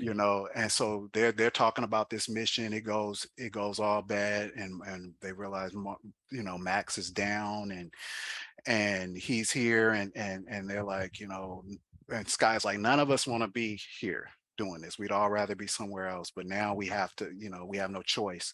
So we just gotta deal with it. And that's when Mark is like, done heard enough. And he's like, once what is over, so what's happening? And everything that he knew from the beginning, when Darren showed his face back as straight as one, is like, dude, I knew I couldn't trust you, that there was more to this. And so, but the new guy's trying to commit, an act of mutiny on the ship and want to take over the ship, because it's like, we don't have time for this, because if we don't finish this mission, we're all dead. So we have to do this. So we cannot have this moment here.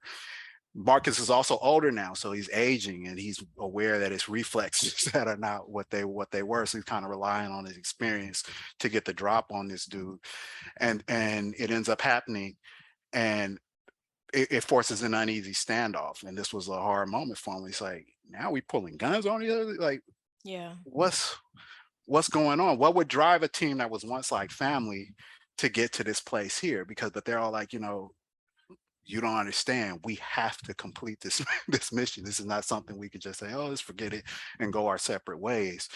And then that's when he pulls Darren to the side, and he, okay, you know what? He's like, you step into my office. So he secures all their weapons. They go into the bridge, and he's like, I'm all ears. You're gonna tell me everything that happened from start to finish. And then that's when Mark, Darren feels like, hey, I can't skate around it anymore. And so he proceeds to what's going to come in the next chapter about where he does it all. Was there anything you guys want to comment on that before we hit that chapter? I think the only thing was for me was looking at Jasmine at that moment when Marcus is kind of ear hustling on the conversation. Mhm. Like you just had an intimate moment with him and you could have been like, hey babe, look, this is what's going on. This is why we're really here. Mhm. But she chose not to say She chose anything. not to. So then I was kind of like, dang, don't be Jasmine. You know, like we Yeah, don't want to do yeah. that. Be Sky, you know. They So are, yeah. yeah. That's an interesting perspective. Yeah, yeah. Yeah, yeah, because yeah, that would be a question. Well, why wouldn't you have you could have said something then? Mm-hmm. But then again, when she saw where his head was, that was probably the reason she didn't. It's like you know the way you Yeah. just kind of I was like, shut it off. calm But then down. also this was a huge thing that they were all kind of keeping secret because they all came to that meeting knowing that that's what this meant. Now, it wasn't anybody on there but Marcus that Right. didn't know what was getting ready to happen, but they were in such a bad bind that was one of the hard decisions they had to make as a team. Is like Yeah. Darren had it in his mind. Well, I'm going to tell him, and then and we'll all do this. And that's why even that guy Jack was like, well, is he even down? Have you even talked to the guy? He's like, well, let me worry about him. So he wasn't expecting to have Marcus come in like this. In his mind, I was going to be able to tell you just before everything went down that this is why we're really here. He wanted to be the one to tell him, but he ended up finding out in a very tough way. you Jacked know up. and Yeah. so and it Did was my so guy wrong. everybody was wrong, and everybody was wrong because they were all friends, and it's like, well, y'all really want to do them like that? And so Right.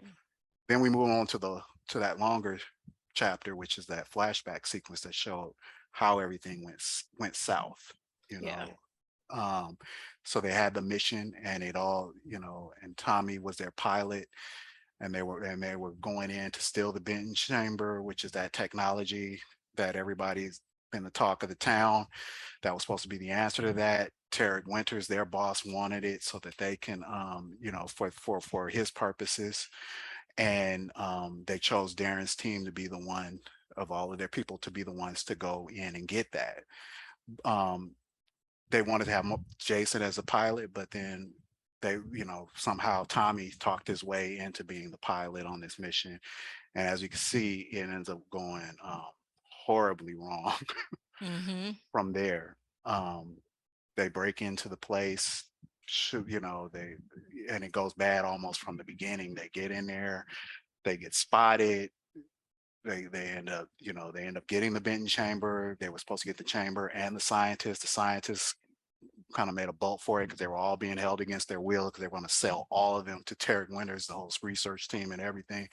And so they only were able to get out with the Benton chamber. But as a result, Max got really messed up, in a rocket attack and everything. And that was especially hard for Darren because he recruited her, and they were really close. And it was just a devastating thing for the team. And then, but it just kept getting worse. And Yeah. have that extraction. I see the time.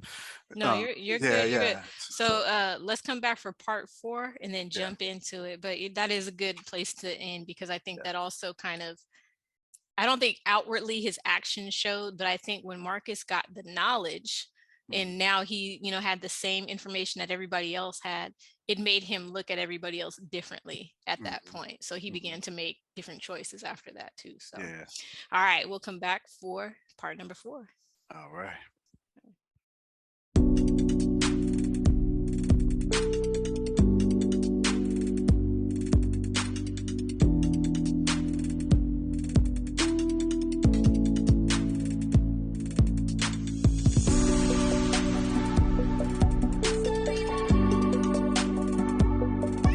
Down the homes.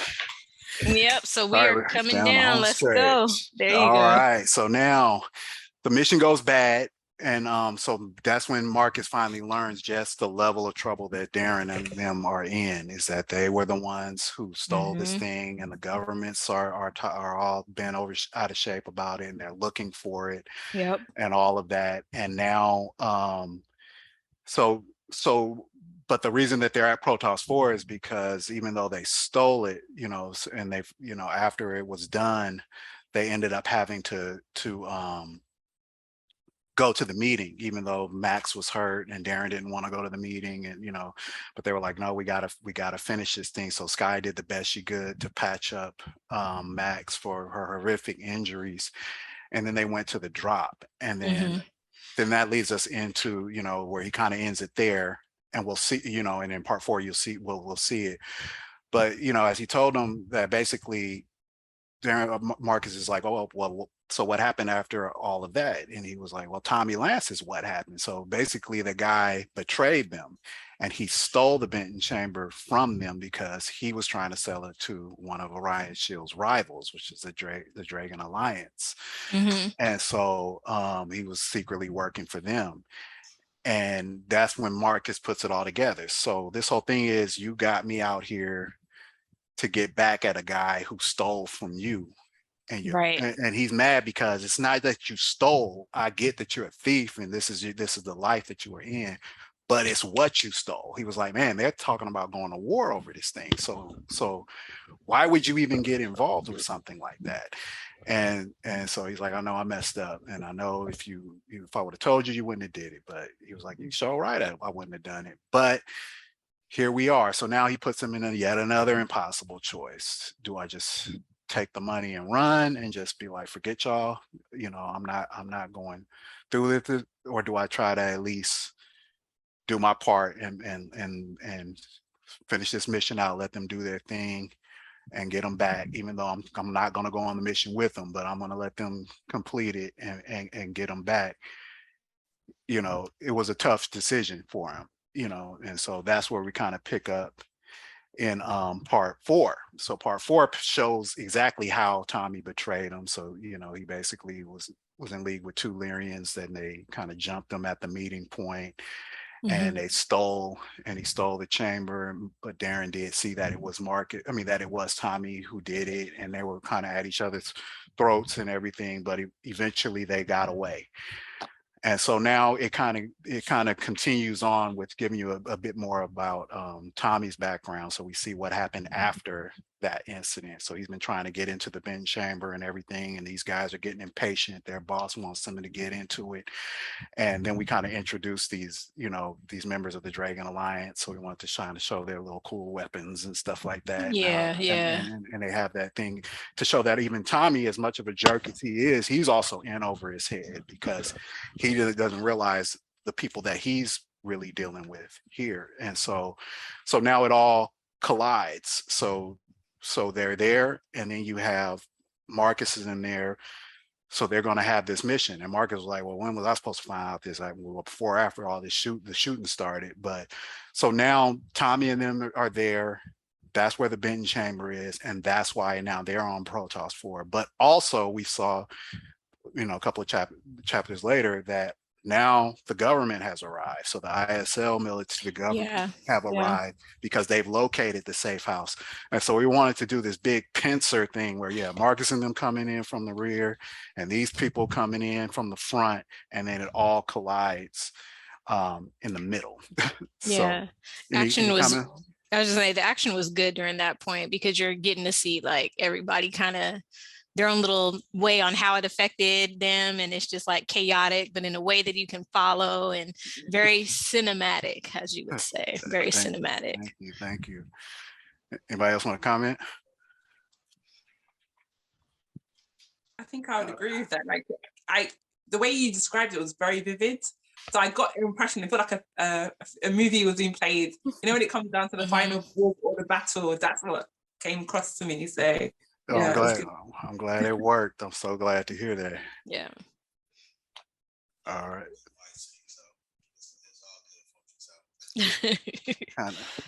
Yeah.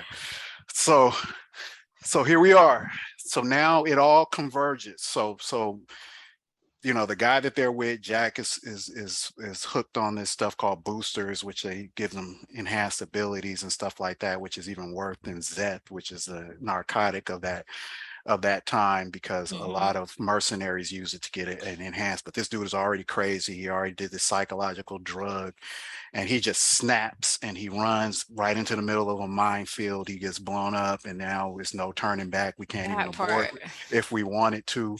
Right. So they have to assault from the rear. at the same time, Donald and his team are assaulting from the front.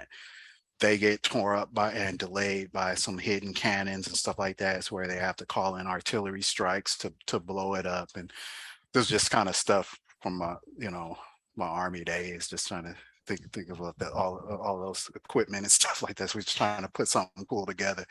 And so they end up having it. They still delayed in the front, but Marcus and them get into the back, so they make it to Tommy before anybody else does. Mm-hmm. And that's when, and as Tony is sealing the door, Darren gets in there, is beating up Tommy, like, where is it? And Tommy, because he has such a lust for power, in an earlier scene, he ended up going to go talk to the leader. That it was just a simple bait switch. Like, go talk to the leader. Now he's like, oh yeah, I finally get my audience with this dude. And then these dudes run off with the Right, now you're chamber, here looking leaving him crazy. there. And now he's just like fell for the, his most simple trick in the book, Yeah. And so because they got out of there because evidently they had got wind and stuff was about to go down. So they kind of left Tommy holding the bag. It all went bad. And during that thing, that's when kind of it all came out and Tommy's kind of ratting out Darren and, trying to take some heat off of him. It's like, this dude is the reason you went to prison in the first place. And then Marcus just snaps because he knew Darren does dumb stuff, but he didn't think that he would actually go do a specific thing that calculated that he knew would have, because normally he just does dumb stuff on the fly and it just has bad consequences. But there's the thought that you knew that this could have went south and you still went Right. through with it was really that level of betrayal. And now I'm finna end you like I should have when you showed up and back at straight as one. So now he's trying to choke him out, but then Yeah. Donald and them come in and they're forced to take Tommy with them, and it just doesn't go the way that any of them had hoped. So now they don't have the chamber, but Tommy's saying, well, I got a tracker on it. Let's just get out of here. And so he calls in the last of his people to occupy Donald and them, and then they kind of make their unceremonious escape. And so now they're in that place now. So where later they have to come clean about everything that happened. And now and so now the whole plan is to go after the Benton chamber and to do all of that. So that's kind of, I guess, before I get to the rest of it, because now we're kind of closing in on the end of it. Do you guys want to have any comments And just on there after the battle?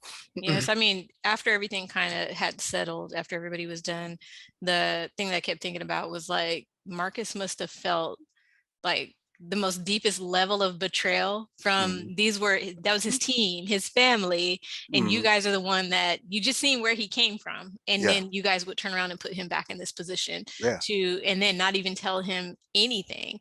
And so it's like, just, I don't know. I just felt bad for him. It's like, again, he just can't win. I said it at the beginning. Like, everything is bad to bad to bad to bad. He can't win. So Well, I felt that. Sorry, go on. go ahead. I was gonna say this is another one of those situations where it's just like, I can't win for losing. I'm trying to do things right. Then I'm trying to support the people that I love and care for and think care for me. And then again, you find out in the end, like, y'all really would put me in this situation. I mean, just like you just said, like, I was in jail for 10 years. I was in prison for 10 years. And you're gonna put me back in this same position on some snake stuff. And then you start at that point, I think it really gets to like, you even stop thinking about what they did to you and you start thinking about, why am I so stupid that I keep making these decisions? I'm letting people draw me into this stuff. Like, I really can't blame nobody but myself.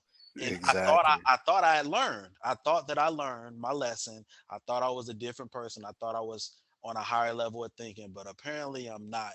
And I keep suckered.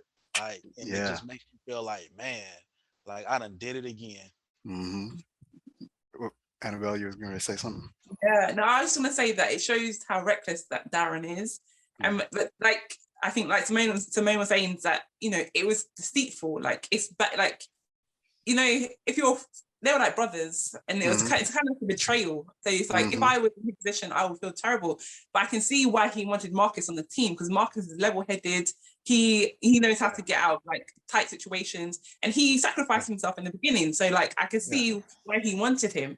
But if I was Marcus, I would have been like, I would have like, very upset. Ooh, I didn't think about that though. That's good. true. I didn't think about that. Yeah, if he could take the fall the first time, who's to say he wouldn't do it again for us? So not even really thinking about the team or Marcus's well-being, but thinking about how he can use him again. That's a good point. I didn't get that. Yeah. And so and by this point, Marcus, the only reason Marcus volunteered to come with them on the mission is because, you know, it is like, if they mess this up, we're at war.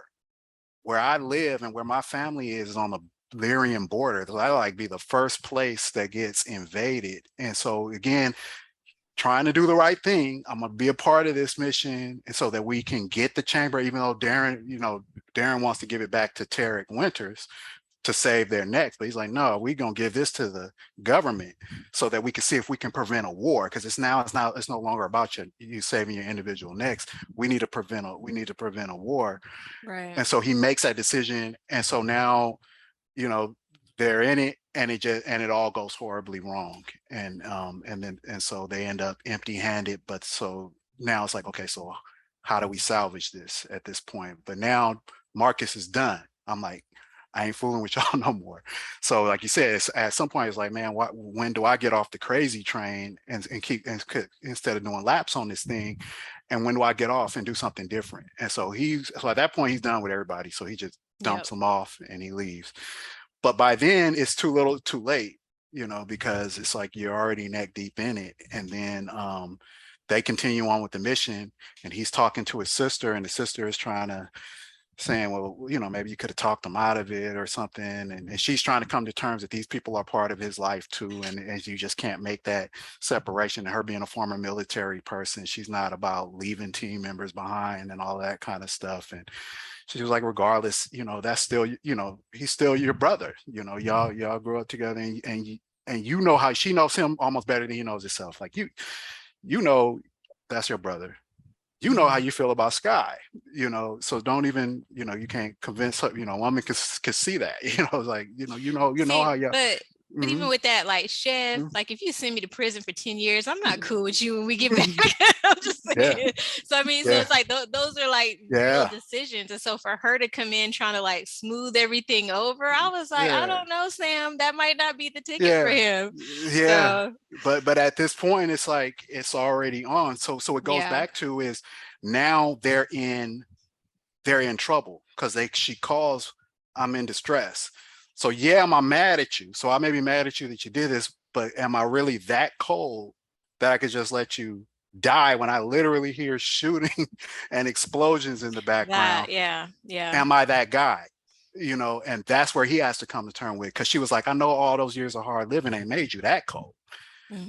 They're in trouble, so do you, and I understand how and she has by this point come to terms with, okay, I get how you feel about your, that these people are part of you and all that.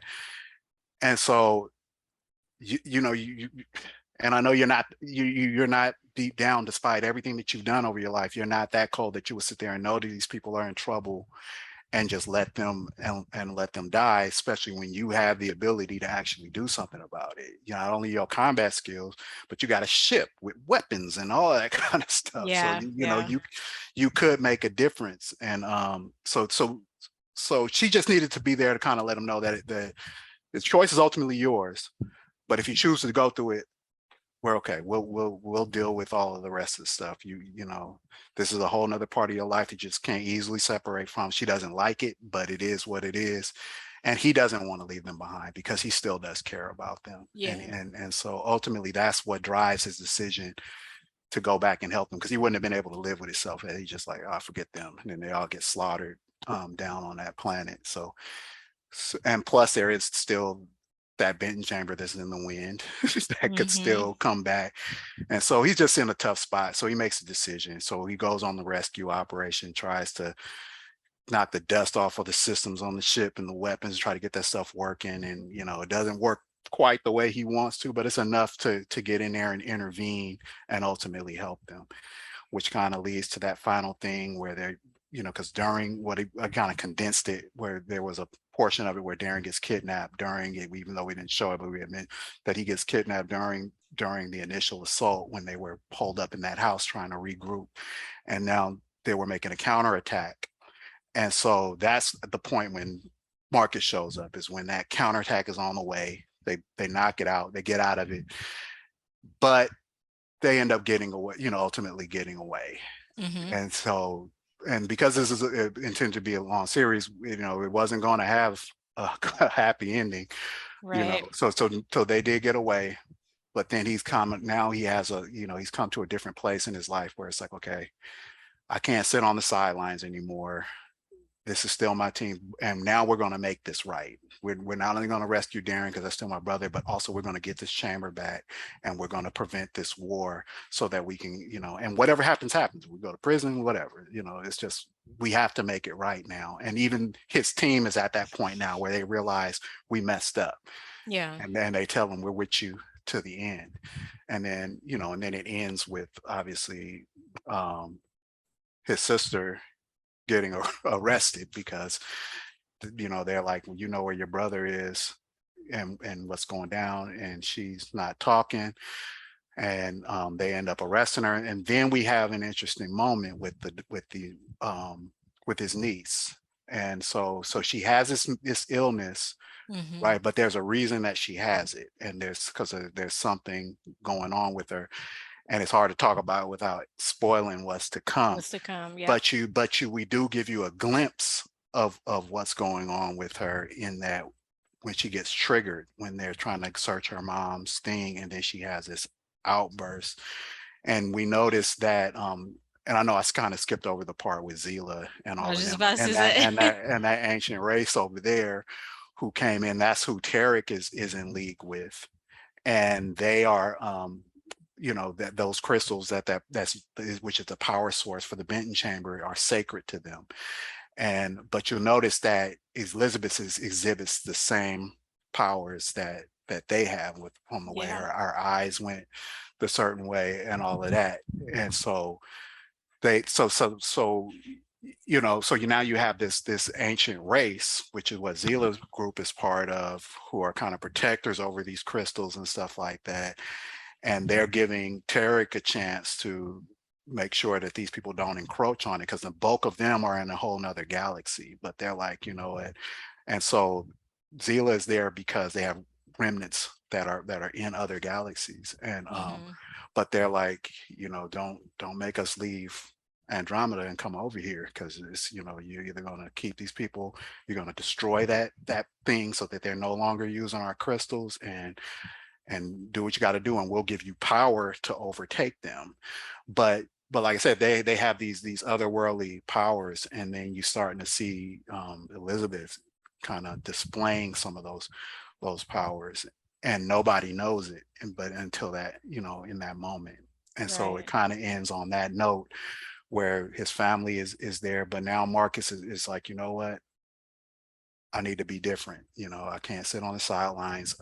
And so he writes his niece a letter and says, you know what? I got to make this right. I gotta make, and do my part to clean up this mess. And for him, it's not as simple as, oh, I'm just going to turn myself into the authorities. They got to go and get this stuff back, and whatever happens later just happens, but so immediately that's kind of where it is. So with the ending, I'm like, who is her daddy? That's number one. The first thing I was thinking about, like, okay, and Marcus, did you know this whole time, or no, you just thought it was the illness? Yeah.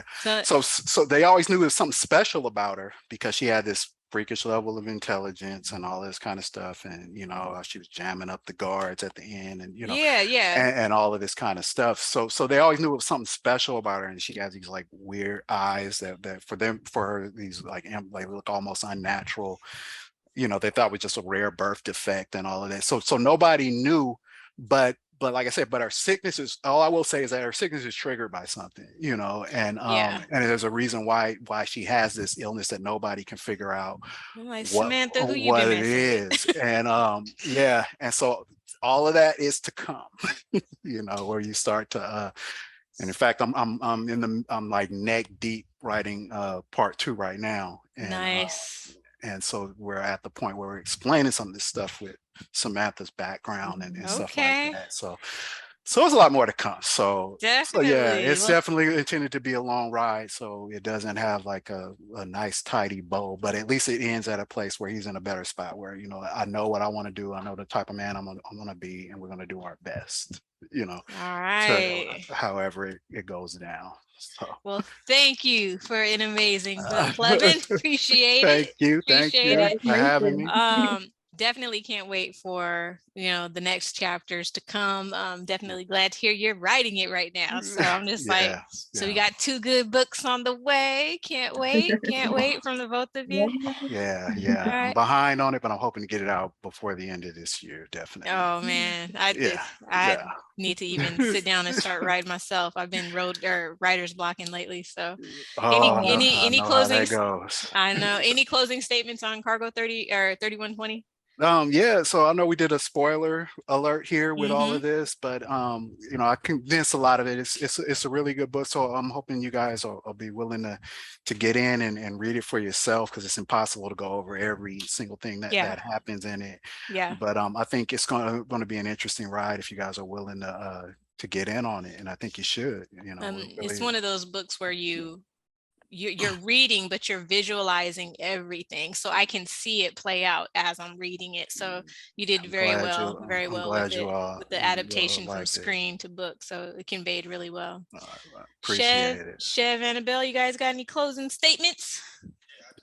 Yeah, I just like to say thank you, Mr. Walker, for sharing your talents with us. And I will say that your book should definitely cross over multiple like demographics and stuff. Like, I just think your book is gonna, as far as cross over all demographics and everything. You know, older, younger, Thank you. male, female, whether you're super in the sci-fi or not so much in the sci-fi, you know, it has situations that I think everybody can kind of relate to it. I appreciate that. Thank you so much. I appreciate it. Yeah, and I just want to add to that the book is amazing, and I can't fathom the amount of research you have to do to go into it, because you can really tell when reading the story, and your imagination is wild, because like the technology, the animals, it's just a great book to read. So I definitely encourage you to read it. I appreciate it. And I just want to thank you all for just taking the time to even read it and have me here, and I'm grateful to have met all of you, and I'm hoping we can do this again one day. And yeah, it's just and then just that was one of the things, I didn't even think that this would appeal to a female audience, because you know, a lot of times it's like mostly guys that read, you know, do like sci-fi, but I know that all that's changing, and so I'm just thrilled to see, okay, it is resonating with not just guys. You know what I'm saying? Yeah. So this was just wonderful feedback, and I just can't thank you all enough. Yeah. Well, thank you for taking the time to come on. The platform is always open to you.